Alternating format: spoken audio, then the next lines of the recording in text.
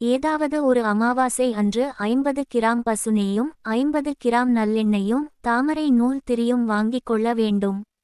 இதை நம் வீட்டில் இருக்கும் திருவிளக்கில் போட்டு தீபம் ஏற்ற வேண்டும். விளக்கில் இருந்து 4 அடி தூரம் தள்ளி சுத்தமான மஞ்சள் விரிப்பு விரித்து அதில் நிமிர்ந்து உட்கார வேண்டும்.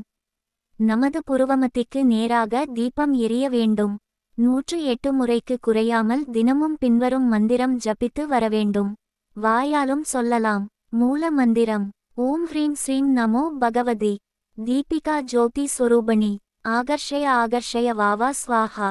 சரியாக 90 தினங்களுக்குள் தீபம் உங்களுடன் பேசுவதை நீங்கள் சூட்சுமமாக உணர முடியும். உங்கள் எதிர்காலத்தையும் உங்கள் அன்றாட பிரச்சினைகளுக்கு தீர்வையும் எடுக்கும் ஒவ்வொரு முடிவிலும் தடங்கல்களை தாண்டும் வழிமுறைகளையும் நீங்கள் கண்கூடாக உணர முடியும். இதனால் களவு கண்டுபிடிக்கலாம், குறி சொல்லலாம், முக்காலமும் நீங்கள் தீபத்தில் பார்த்து சொல்லலாம். இந்த பயிற்சி மேற்கொள்ள ஆரம்பித்ததும் கண்டிப்பாக அசைவம், மது, புகை தவிர்க்க வேண்டும். நண்பர்களே, இந்த பதிவை அதிகமாக இணையதளங்களில் கண்டு இருப்பீர்கள். ஆனால் முயற்சி செய்பவர்கள் குறைவு. ஆனால் இது உண்மை. கண்டிப்பாக பலன் தரும். இது அனுபவ உண்மை. நன்றி.